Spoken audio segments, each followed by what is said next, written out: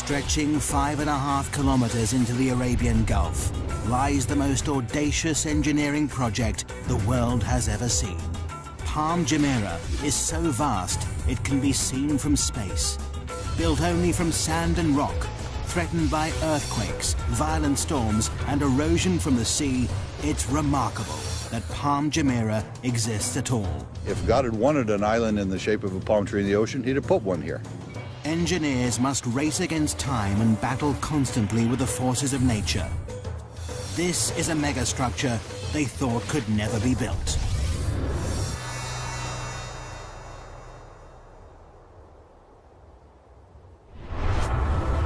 August 2001.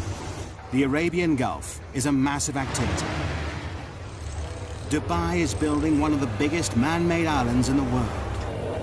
Engineers have a daunting task ahead of them because this is a construction like no other. All structures stand in defiance of nature. Most are built from concrete and steel, materials that are artificially strengthened. But this massive island is being constructed out at sea using only natural materials, sand and rock.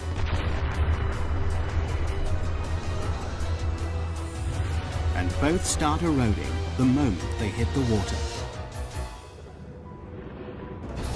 For project manager Bob Berger, it's a daunting task. Any construction is in defiance to nature, and this is an extreme example of that. Every day, we're trying to prevent the destruction of what we built. The Middle East, Dubai, the jewel of the Arab world. A kingdom built on the profits of its oil reserves. This tiny emirate, twice the size of London, is one of the richest places in the Arab world. But it hasn't always been like this. 50 years ago, Dubai was a trading town built on a creek. Over half a century later, it's been transformed. Now it's famous for gold, trade, and oil. But there's a problem on the horizon.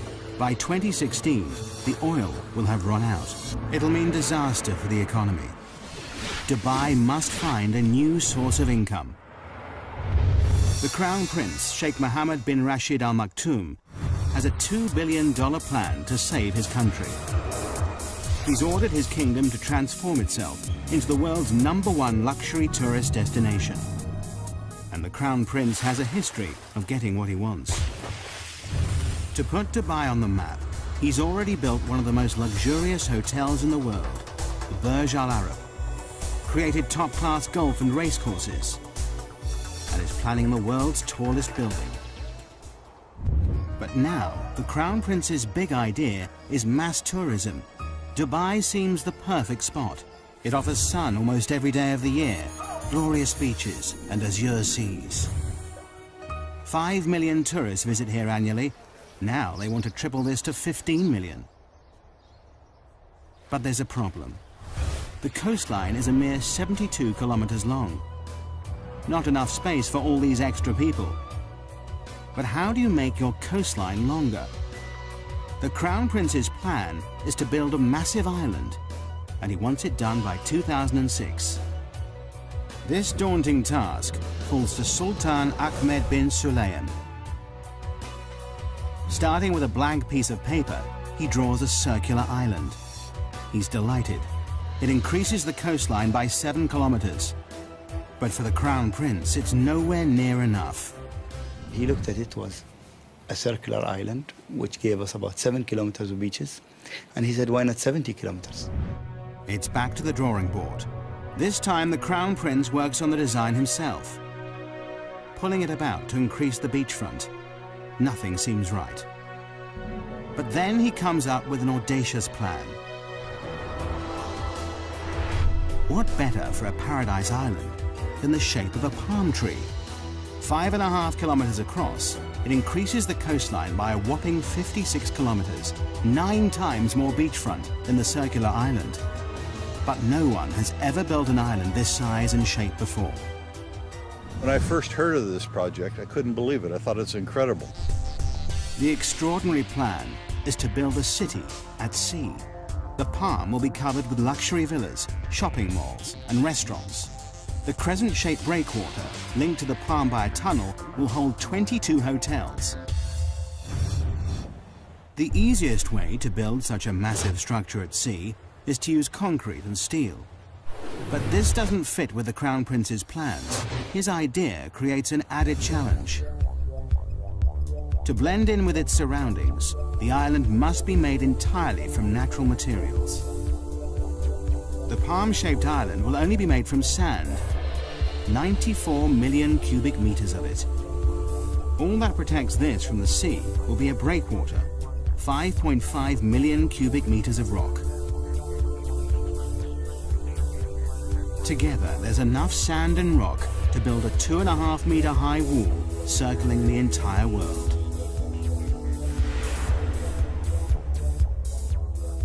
This may be the only place in the world where something like this could be done, to have the vision and then the courage to carry it through. To make this audacious plan a reality, Dubai needs the best engineers on the planet. A worldwide search leads to Northern Europe and Holland. Experts in land reclamation, the Dutch have increased Holland's landmass by 35%. The Dutch team are immediately booked for the job. The first thing they must prove is that it's possible to build an island out in the Arabian Gulf and that it'll stay there. They know the only way to keep the island in position is to surround it by a breakwater. But just how big does this sea defense need to be? To find out, researchers must calculate the strength of Dubai's storms, the height of the waves and tidal surges, and what effect global warming will have in raising the sea level.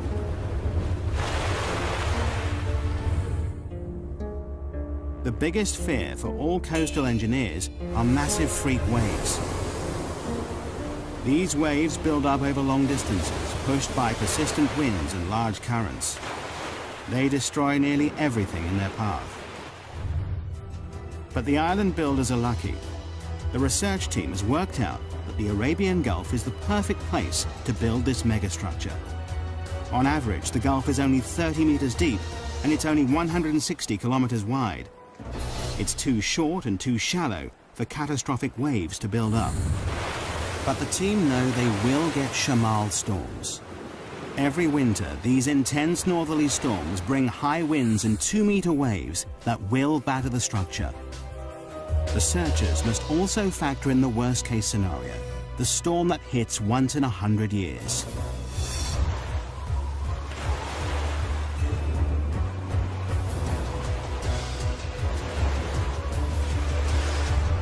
The team do the final calculations.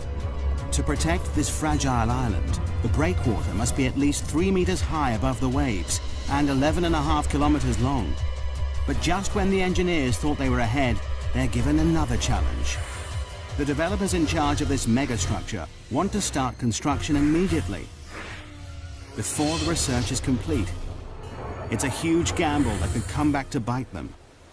If they haven't got it right, the whole structure might be washed away.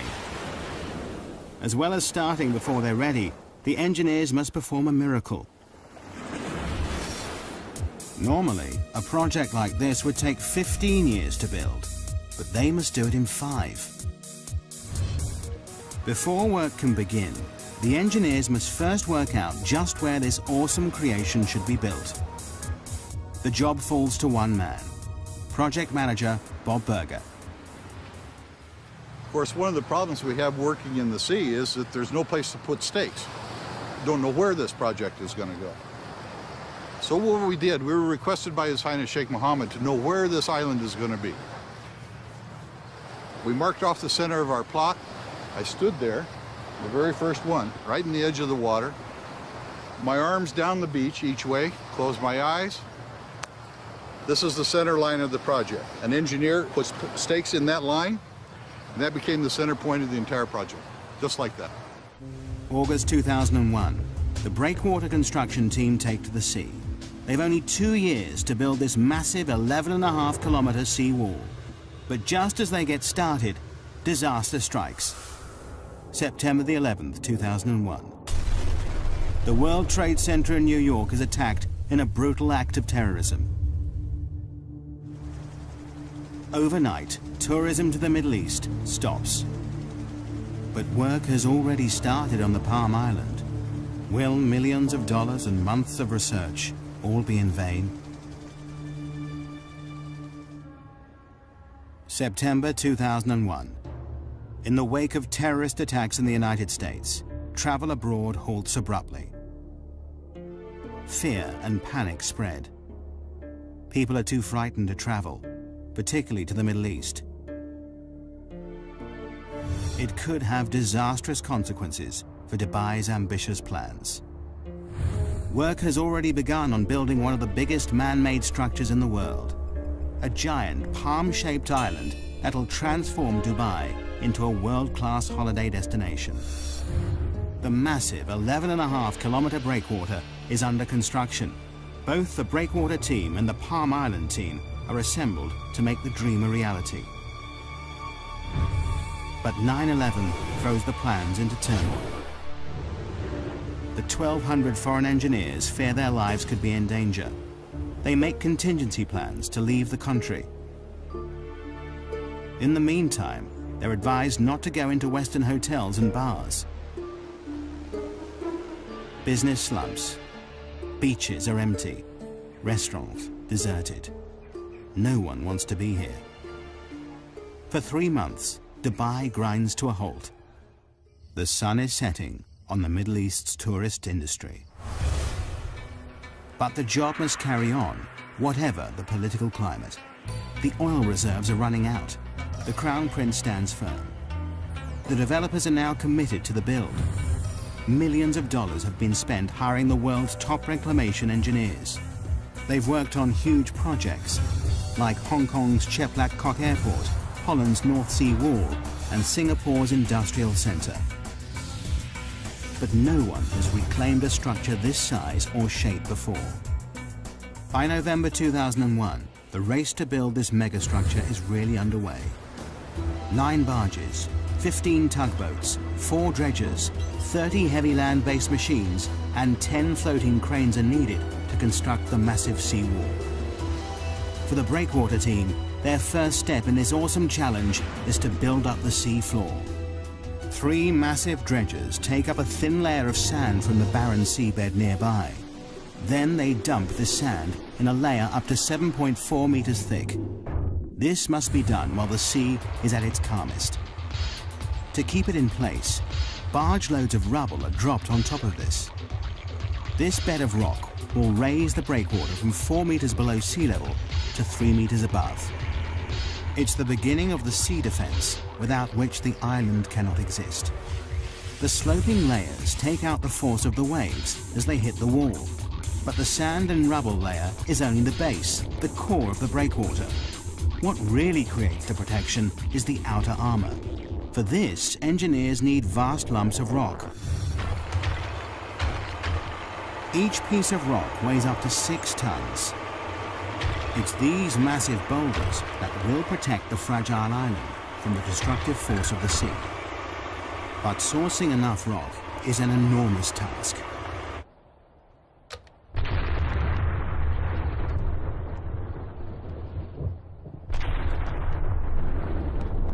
Excavation teams spring into action in 16 quarries across the United Arab Emirates. The 11.5-kilometer breakwater needs a lot of rock. 5.5 million cubic meters of the stuff, enough to build 2 Egyptian pyramids.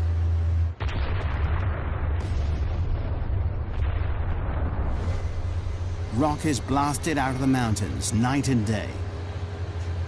Loaded onto dozens of lorries, it begins the arduous journey to the coast. Here, the rocks are immediately piled onto barges and shipped straight to the construction site. It takes less than 24 hours for each rock to travel from quarry to breakwater. 24/7, this floating conveyor belt delivers up to 40,000 tons of rock per day, nearly the same weight as 2 aircraft carriers. The density, size, strength, and permeability of each boulder is crucial. This stone wall must last for centuries. There's no concrete or steel holding these rocks in place. These vast boulders are not just dumped in position, Graded by size and weight, it's the sheer volume that keeps them here. Positioned by cranes, each rock must interlock with the next to withstand the full force of the sea. Constant checks are needed to ensure the breakwater is in the right place and the rocks are stable. The only sure way to do this is to send in divers to pinpoint and check every meter of it. Nothing about this megastructure is left to chance. Any movement could cause the rock to crack and the wall to disintegrate, leaving the whole project vulnerable. A detailed study of the breakwater rocks below the water is noted. Divers are looking for signs of fatigue on these 6-ton boulders. Their fear is that some will have splintered or been knocked out of place by strong waves when they were put here. Every 27 meters, a diver surfaces to record the location of the rocks they're checking.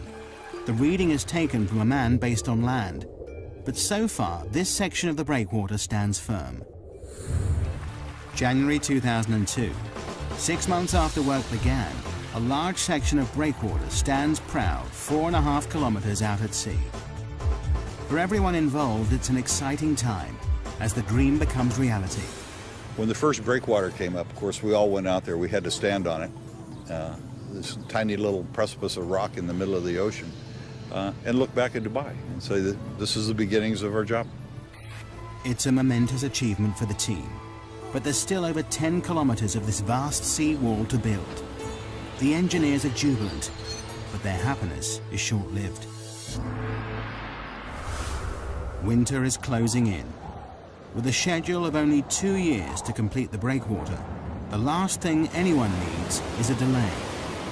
Winter in the Middle East brings shamals, great storms with winds of up to 56 kilometers per hour. Wind shifts are sudden, whipping up the sea, bringing torrential rain, violent thunderstorms, or blinding dust storms. On land, little can move. Out at sea, things are even worse. Massive waves batter the boats that need dead calm water to place the sand and rock with pinpoint accuracy. We had to seek shelter in the very little shelter that we had built. Engineers planned for the bad weather, but the storms of March 2002 are worse than they feared. Everybody crowding around trying to protect themselves from the storms. The boats find shelter, but more worryingly, will the breakwater hold? It's a nail-biting time. Over the next 3 weeks, the storms are relentless. All the engineers can do is watch and wait. The breakwater stands firm, but the schedule is slipping.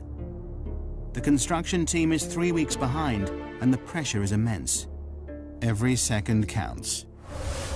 It's vital that the fragile sand island has protection.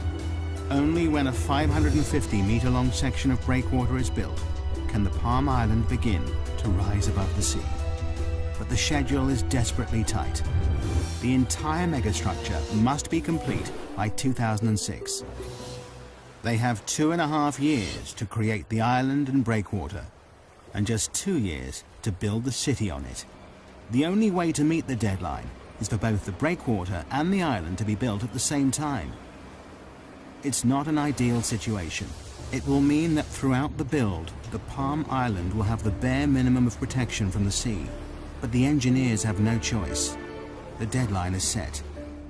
While the second team building the island wait for the protective breakwater to be built, they keep ahead of schedule by laying the sand foundations below sea level. But now, 8 months after construction began, they are desperate to break the surface. Finally, April 2002, the first 550-meter section of the breakwater rises 3 meters above the sea. At last, the builders of the Palm can step up the action and bring the island above sea level for the first time. To complete this massive island, Team 2 has the awesome task of finding 94 million cubic meters of sand to create their island, enough to cover the whole of Manhattan 1 meter deep. It's an enormous job in itself, but finding the right sand is an added headache. Dubai has more sand than it could ever need. But there's a problem. Desert sand is the wrong material for the job. It's too fine. The particles won't cling together. It means that the vast sand island would simply wash away. The engineers must look elsewhere. The best sand for the job is found 6 nautical miles out at sea. This sand is much more suitable. It's coarse, packs densely, and is more resistant to wave impact. They will dredge sand from the Gulf seabed. And there is an added benefit. The dredgers will spend less time transporting the material to the construction site. In just 3 hours, a dredger travels to and from the site, scoops up the sand, and sprays it into position. It works a 5 square kilometer area, dredging up the top meter of the sea floor. It takes less than an hour to fill the 8,000-ton tank with sand. The sand is then pumped through a pipe and sprayed into place at 10 meters per second, enough to fill an Olympic swimming pool in 4 minutes. The process is called rainbowing. The island construction team work round the clock to keep to the tight schedule. Night and day, the island grows bit by bit. The rainbowed sand builds into a sandbar, rising up to 4 meters out of the water. But for the engineers, there are mixed feelings. Is the shape of the island progressing as planned? There's great excitement, and there was great anticipation and a little bit of fear. Is it in the right place? With doubt cast over the construction, Dubai has a trick up its sleeve. 676 kilometers up in space. Dubai has access to the only privately owned satellite in the world. It's so powerful, it rivals those of the Russian and US military. The satellite, IKONOS, orbits the Earth, taking pictures that prove the island is totally on track, so far. It also means the Crown Prince can keep a close eye on his pet project. August 2002, a year in, and the island team is ahead of schedule. 8 kilometers of the breakwater stands firm. 8 palm fronds break through the azure seas. But it's a grueling and difficult process. Rainbowing is a common operation in land reclamation. But this is no ordinary reclamation project. There is no mold for the palm shape and no fixed points to get bearings from. The unique shape makes it a nightmare to build because the whole design relies on accuracy. This enormous structure has 56 kilometers of waterfront and almost all of it is curved. To make things more difficult, it's impossible to tell from the ground if the sand is falling in the right place. The only way to complete this task is to use state-of-the-art technology. Prior to GPS, we couldn't have done this job. There are only 2 straight lines in this project. All the rest of them are curved. It's all down to a team of 5 men who walk the perimeter of the island every day as it takes shape. It's grueling work. Summer temperatures reach a searing 48 degrees Celsius. Humidity hits 95%. With heavy packs strapped to their backs, these mobile receivers create a grid reference for the island. Receiving signals from space and a fixed position on land, the height and position of the sandbars is recorded. With these coordinates, dredgers can sail into the exact position and rainbow the sand with pinpoint accuracy.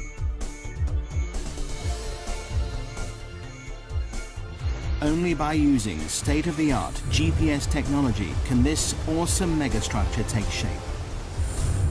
As the world watches, the Palm Island becomes a reality. At the same time, faith in this tiny emirate is restored. Post 9/11, Dubai emerges as a safe haven in the Middle East. The beaches fill up again. Business resumes. The Crown Prince's gamble to continue construction has paid off. But there is still a deadline to meet. The island must be built by 2006. Coordination between the 2 teams, one building the breakwater and the other reclaiming the sand island, is crucial. If they don't work in perfect synchronicity, the whole project could be thrown into jeopardy. If the breakwater progressed too quickly, it would cut off access for the reclamation contractor. If the reclamation went too quickly, then it would be at risk for the storms. We couldn't let one get ahead of the other in any way. It's a delicate balance, but a year into the project, and incredibly, work is on schedule. Against all odds, the Palm Island rises above the waves, protected by the ever-increasing sea wall. It's a symbol of engineering achievement, but the engineers' biggest challenge is still to come: how to make the island safe to build on. The majestic Palm Island is only made from sand, but sand is unstable and highly susceptible to the movement of water around it. It also takes time to settle before it's strong enough to build on. But this awesome structure will support a city of 120,000 people, and their safety relies on firm foundations. This massive sand island must be made rock solid. But how? October 2002. Dubai is building the world's most audacious engineering project in the Arabian Gulf. A 5.5-kilometer island in the shape of a palm tree, made entirely out of natural materials. A year into the build, and 2/3 of the breakwater is complete. 8 kilometers of massive rocks piled 3 meters above the waves, backed by 200 meters of beach that will eventually carry 22 hotels. Behind this sea defense, the first 9 palm fronds made of sand rise above the water. Dredgers spray sand from the seafloor, a process called rainbowing, to create the first half of the 5.5-kilometer island. But building a man-made structure in the middle of the sea with only rock and sand throws up challenges every step of the way. The team constantly battle with nature as the sea erodes the work they do. We worried initially that we could actually do it, that we could place the sand where it should be, that we could place the rocks where they should be. The teams now race to finish the project. But then the engineers discover a problem that could put the whole project in jeopardy. The decision to start construction before completing the research has finally caught up with them. Coming in or going out. The sea is not circulating around this massive megastructure as they planned. The tides are not flushing the system properly. Clean water is not moving fast enough round the inner waterway. The water is in serious danger of becoming stagnant. People have paid millions for a piece of this paradise island. Green, fetid water is not going to work. A solution must be found, and fast. Changes must be made to the design. But all the time, the Palm Island is taking shape to the original plan. Further tests are run on the computer. Luckily, the solution is found just in time, and it's simple. The seawall must have 2 breaks in it. 2 4-lane bridges link the sections of the breakwater. These 2 openings mean enough fresh-flowing water can get into the system. Twice a day, the tide enters the structure, pushing clean water around the fronds. Over 2 weeks, the entire waterway is replenished. But there is always a fear it may return. Environmentalists now test the water every day to check that the system is working. The return of algae and stagnant water is something they can't allow. With the water quality assured, the project is back on track. Teams race to finish the structure. 7 dredgers rainbow the sand, creating the last few palm fronds. Floating cranes lift the final rocks into place. By August 2003, the breakwater is complete. An awesome 5.5 million cubic meters of rock now holds back the full force of the sea. 2 months later, in October, the island reclamation is finished. 94 million cubic meters of sand have been pumped into the Arabian Gulf to create the perfect palm shape. In just over 2 years, the Palm Island has finally risen from the sea. The deadline has been met just on time, and phase 1 of this monumental engineering challenge has been accomplished. There is still a very long way to go. Phase 1 is only the completion of the foundations. Now to fulfill the Crown Prince's dream. 4,500 houses and apartments, hotels and shopping malls must be built along the waterfront. This sand island must support an entire city. But here lies the next major problem. Sand is not easy to build on. Because the sand has been sprayed into position, it's loose and uncompacted. We get the material for the islands dredged from the seabed, which means that all the fine materials are already cleansed from the sands. You can drive on it within a couple hours after you reclaim it. However, it's not satisfactory to build on. But a strong base is vital to support this city at sea. Before construction can start, engineers must find a way to compact the sand to make it firm. In theory, the idea is simple. All we have to do then is compress the top layer. As you can see, when you press down, very little displacement, except straight down, nothing to the side. That gives us a firm surface to build on. But in reality, the engineers are working with an area spread over 5 square kilometers. Over time, the sand will compact naturally, but this will take years. And time is something the engineers don't have. Construction of the infrastructure must start immediately. As if the schedule wasn't pressure enough, there is another, more important reason why the foundations of the city must be made extra strong. Dubai sits just on the edge of a major earthquake zone. Bam, Iran, north of the Arabian Gulf. 5:26 a.m., 26th of December 2003. The town is hit by a quake measuring a massive 6.6 on the Richter scale. In minutes, 60% of the buildings are leveled. 43,000 are dead. 20,000 injured, and 60,000 are homeless. Following this, multiple quakes hit Dubai 480 kilometers across the Arabian Gulf. It's a wake-up call to the Palm Island project. If the epicenter hit Dubai, it could spell disaster. Should an earthquake come through the area, the sand might lose its cohesiveness down deep. The reclamation process piles sand one grain upon another. If we put the ocean around it, you see the island. However, the lateral forces of an earthquake can make the island disappear.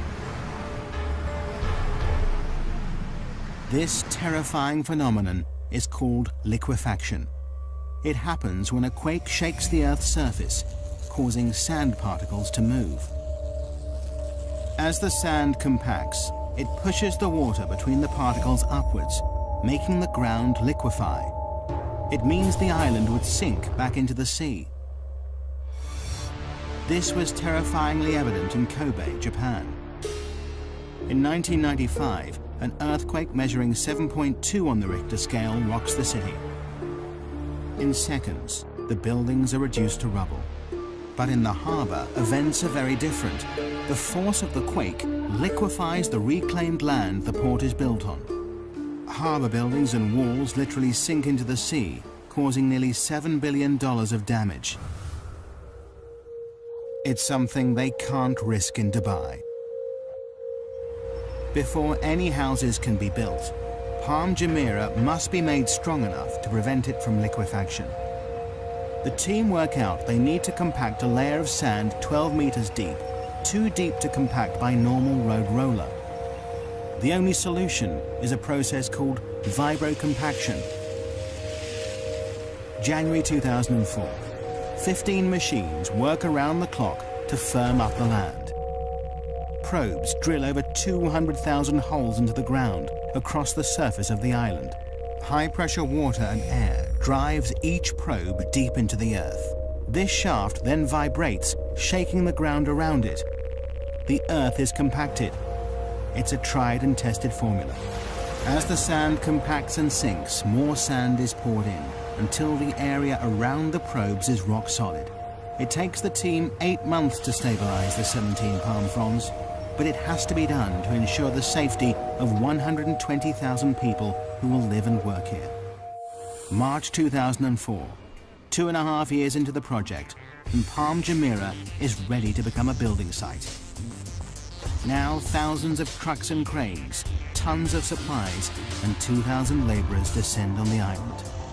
This is the most complicated part of the project, the installation of the infrastructure, gas pipes, electricity cables, water supply, and buildings. In 2 years, they must build an entire city at sea. But have the developers set themselves a near impossible target?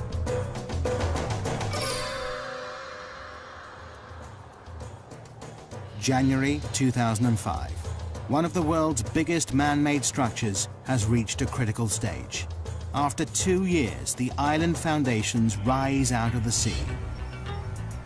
Now engineers turn their attention from sand and rock to concrete, glass and steel. They're building an entire city out at sea in just 2 years. Nothing like this has ever been attempted before. For project manager Scott Hutchinson, building the apartments is a massive logistical nightmare. I've probably worked on 3 or 4 other billion-dollar projects before, but this is without a doubt the biggest and the most complex that I've ever seen. And I can't imagine other projects being any more complex than this. 850 buses ferry the 40,000-strong Asian workforce on and off the island in 2 12-hour shifts. They'll work in grueling temperatures of up to 48 degrees Celsius. As well as thousands of people, millions of tons of concrete and steel are shipped in from around the world and driven onto the Palm. 51 different contractors build houses, roads, canals, shopping centers, sewage plants, and each part of the jigsaw must meet the next perfectly. To stay on schedule, all the materials must arrive on site exactly on time, and they will go to any lengths if they don't. If material isn't showing up from overseas, you put somebody on the plane and fly the guy out there to get it done. You don't wait, you don't sort of react, you just get out there and try and be proactive, because otherwise a job this size never gets done. Supply is not the only problem. Installation of the utilities and pipelines is a massive headache. Miles and miles of gas and water pipelines need to be laid across many different parts of the construction site. Munir Haidar, head of the technical team, knows that on a job this size, a good plan is vital. It's not that there is no plan, there is a plan, but you have to monitor and adjust this plan on a daily basis because it changes every day. Since the island's launch in 2001, it's changed beyond recognition. Originally, Palm Jumeirah was designed to house and service 60,000 people. But by 2004, developers realized the public loved the idea so much, they doubled the capacity. Everybody's changing their requirements, and you have to learn to react very quickly to that. And in Dubai, things move quickly. The pressure is on. Incredibly, when the Palm was first released to the public, all the houses sold in 3 days. The most expensive go for $1.2 million. David Beckham and the England football team are amongst the owners. Now, 3 years on, the residents want to move in. There are over 1,800 villas to build on the Palm fronts, enough to stretch the Champs-Élysées in Paris 14 times. The delivery date looms nearer, and many of the houses are still at ground level. The schedule is slipping, but the Crown Prince has promised the world a luxury location by 2006. The deadline must be met. To add to the pressure, the design of the palm trunk gets more elaborate every year. This 1.6-kilometer stretch will carry at least 8,000 villa and apartment complexes, 220 shopping malls and restaurants, and the developers are still threatening more. A new plan is the 36-story Palm Tower, more space for shops, restaurants, and 450 deluxe apartments. But all this extra development comes at a price. The deadline for the trunk has slipped to 2008. Well, I guess one of the best parts about it is that when you get frustrated of all the challenges and the paperwork and the meetings and everything that goes with building a project like this, you come outside, you see the sunset, you see the sea, and you really realize not only is it an amazing project, but it's an amazing setting. But this awesome setting creates hidden problems for the engineers. With Phase 1 complete, the island reclaimed, the Palm now faces its biggest enemy, the environment. Nature will permanently try to destroy anything built in its way. The bigger the megastructure, the bigger the problem. From the start of construction, there has been one issue engineers know they will face: the problem of erosion. All beaches are constantly affected by waves, but with a man-made island, the problem is exaggerated. These beaches are not naturally replenished with sand by the sea. If nature won't do it, someone has to. Otherwise, the whole island will be washed away. Only now the island is complete can they see the full extent of the problem. Engineers have studied every meter of the Palm's 56-kilometer coastline, analyzing the effect the waves have on its shape. The results show the sand is gradually being washed away in some places and built up further along the structure. Left unchecked, the beaches will no longer be straight, and Paradise Island will fail. But the engineers are confident that through constant maintenance, they can keep the intricate palm shape. Just when the developers think they've cracked the problem, an even bigger dilemma rears its head. Beach erosion is also affecting the Dubai coastline on a much bigger scale. Dubai is famous for its beautiful beaches. Could the success of the megastructure cause the mainland's downfall? Normally, the currents evenly push the sand along the coastline, keeping the beach straight.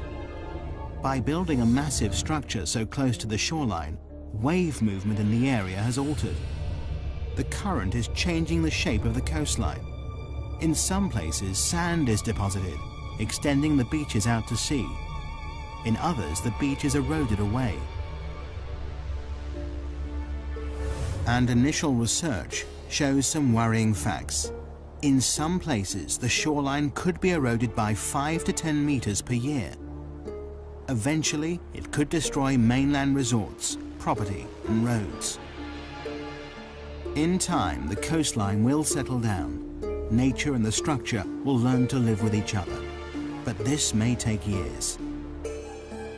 In the meantime, the developers have bought a dredger.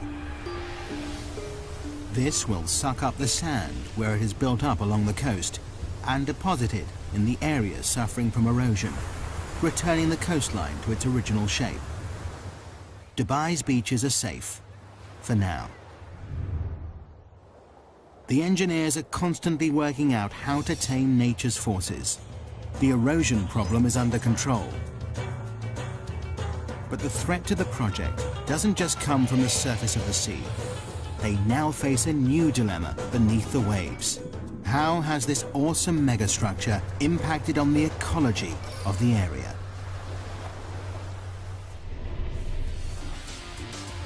August 2005. 4 years after the Palm project started, this audacious island stamps its mark on Dubai's coastline.